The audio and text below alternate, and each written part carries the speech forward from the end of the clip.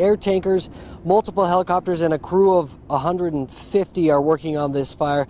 At this time, we do not know how much of it has been contained, and Vail BLM officials are investigating the cause. Now, much of the fire has moved on past the city, but the BLM says they will continue to make sure that this city stays safe and that this city will be their #1 priority. Live in Huntington, Brandon Fonda, Idaho on your side. We will get to more of the day's news in just a moment, including troubles all day long for the Idaho Transportation Department. But first, Adam Behrman with your On Your Side forecast. And Adam, pretty nice out there today, but I'm guessing you're going to say things might start warming up again. Definitely going to get more interesting over the weekend. We're going to see a chance for thunderstorms returning, but pretty quiet out right now. We're not looking for any of that stuff tonight. Here's a look outside through our Ford Dealers Tower Cam. Clear skies overhead. If you look up, you may detect a little bit of haze up there. That's some smoke blowing in from the Northern California fires. You can see that showing up here in just a minute. I'll show you. Real quick, let's take a look at our current conditions. It's right now 84 at the Boise Airport. Sunny, dew point 34, so that tells us the air is still pretty dry. Winds are blowing out of the northwest at 16 miles per hour. Look at our high definition satellite. A couple of things to note here. First off, is just these wave clouds blowing out across Montana. These are neat. What happens is the airflow hits the mountains and then it creates a wave pattern, so that's pretty interesting. Off to the south, we've got some high clouds building in. This is an upper level system that's going to bring more moisture, more humidity, and a threat for thunderstorms in the next couple of days. And then finally, you can see all this smoke in Northern California. This is all part of those huge complex of fires burning up there, and toward the end of the frame, you can see that smoke all the way up here into the Treasure Valley, so that's why it's getting a little bit hazy out there here this evening. We're going to take a look at the weekend, what we can expect, and all that straight ahead of my On Your Side forecast. Don? Thanks, Adam. Crews have cleared the scene of a hazmat scare at the Idaho Transportation Department. An employee opened a letter addressed to ITD and found white powder inside. The building was shut down for several hours while hazmat teams investigated the substance. The entire ITD campus was affected and no one in the building at the time of the incident was allowed to leave. Anytime that there's any type of a hazardous situation, whether it be a rescue, whether it be chemically related, we're always going to plan for the worst, hope for the best. So we definitely had a plan in place, given what information we had, and we had contingent plans to throw into place in the event that it was going to escalate and be a lot more severe than what it ended up. Eventually, hazmat teams determined there wasn't any danger to the public and opened the building back up for business around 4 p.m. Idaho State Police have taken over the investigation. The hazmat situation was not the only thing going on at ITD today. A power failure in downtown Boise this morning caused computers that service county DMVs across the state to go down. The DMV was unable to handle normal business like driver's licenses and car registration. The system was back up and running around 11 o'clock in the morning, but people waiting said they barely even noticed. He's flexible too. We are both. It's the DMV. You're supposed to wait. You wait patiently, they call your number, and you have it taken care of when you go on your way. There you go. The DMV said the power outage did not put any personal information at risk. The feds are not too happy about Boise's homeless ordinance. The Justice Department says the law unconstitutionally punishes people for being homeless. At issue is a federal lawsuit on behalf of homeless people convicted of violating the local law. The head of the department's Civil Rights Division says many homeless people can't find a place to sleep indoors because Boise's shelters are over capacity and inaccessible to people with disabilities. Wolves in the Central Mountains are going to be a little bit safer this winter after a lawsuit keeps fish and game from trapping the predators. Conservationists are touting it as a victory, but sportsmen are worried about the impact on big game. Jake Melder's live in studio with more. In a nondescript letter to the USDA Forest Service, Idaho Fish and Game said they won't use their resources to manage wolf populations in the Frank Church River of No Return wilderness. It won't stop hunters with legal tags from harvesting the top predators, but it will mean fewer animals are taken out of the area. Cry wolf in the Gem State, and you're bound to hear passionate debate on both sides. This year, Fish and Game won't pay people to hunt wolves in the Frank Church River of No Return wilderness due to a pending lawsuit. It's a victory for conservation groups. We don't think that Fish and Game should be doing predator control in the wilderness just to protect the elk and to artificially inflate elk numbers. But Ron Gillette, an outfitter in Stanley and outspoken opponent of the wolf rehabilitation program, says the inaction will have deep consequences. That's really going to hurt the elk population in there, the bighorn sheep population, the mule deer population. Conservationists won't disagree, but say a natural order needs to be established. I do see that there's certainly room for both hunters and elk and wolves. How can you have a balance when you have this killer that kills everything? And don't tell me they only eat the weak and the sick and the old. That's bullshit. This is just the latest in a long debate over wolf management. According to Fish and Game, the wolf population has gone from an estimated 684 in 2013 to 770 in 2014. A good trend for those who want to see the wolf make a comeback, but a concerning one for Gillette.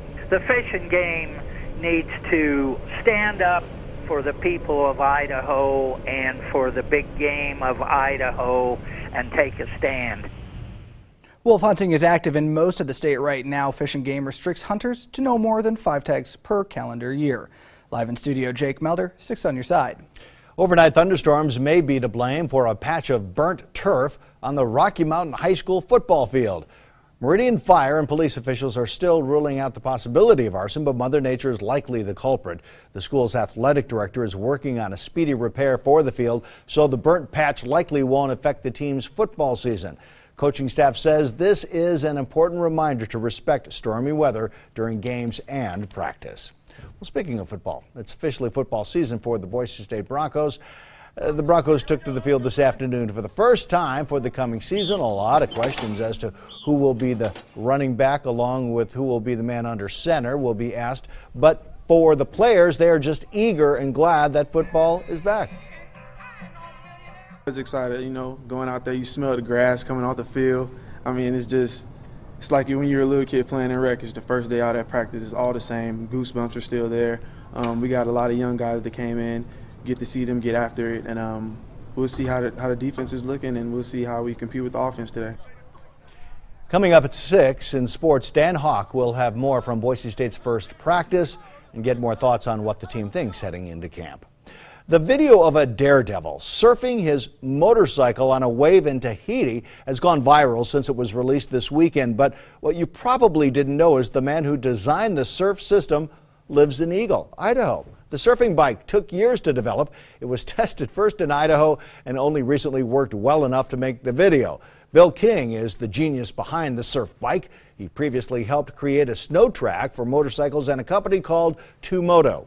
King says he was surprised by the surfing video. It is very cool.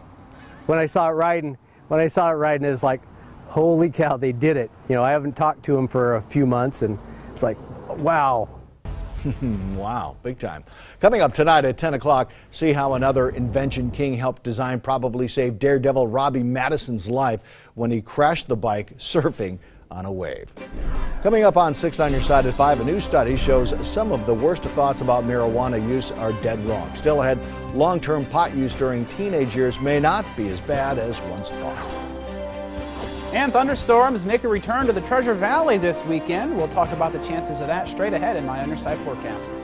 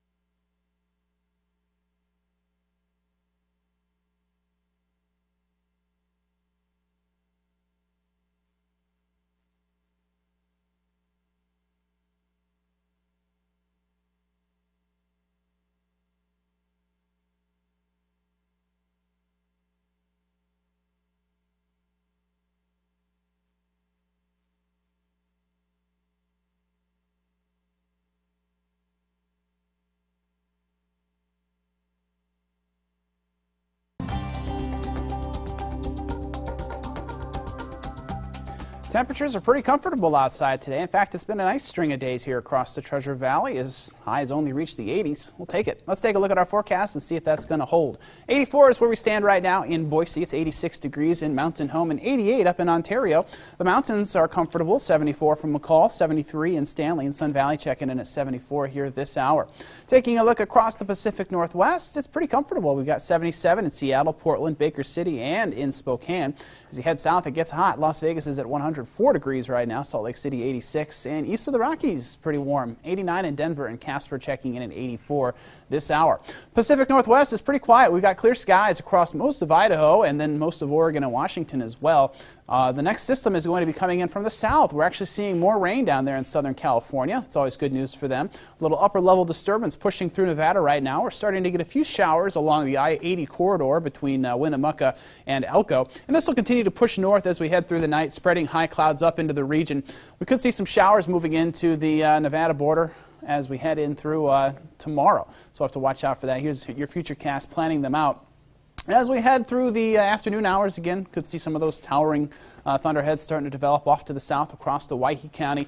High clouds starting to stream in. We're going to be right on the edge of this thing, so it's hard to say exactly how much cloud cover we're going to see. I'm going with mostly sunny, going with optimistic, but if this thing swings just 50 miles further off to the west, it could be more like mostly cloudy. So we'll just have to see. But in any case, the clouds will be those really high cirrus clouds.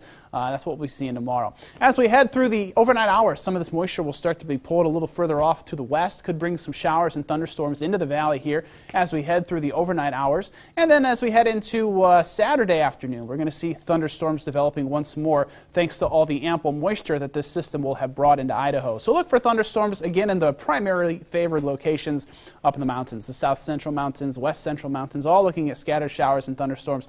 Could see some popping up down across the Waihees and then the highlands along the border with Nevada. And we could see some more thunderstorms up into the Blue Mountains as well, with the valley mostly looking pretty dry. But again, there's about a 20% chance we could see some storms popping in here as well. And then by Saturday night, the system moves out, drier air moves in, and we're looking pretty quiet as we start off next week. Here's the setup for Friday now across the Pacific Northwest. Dry and seasonable for most of us, but again, this little system just starting to edge into Idaho. Could bring some storms down along the border with Nevada. If we do get storms in the Treasure Valley, don't look for them to arrive until tomorrow evening, most likely tomorrow night.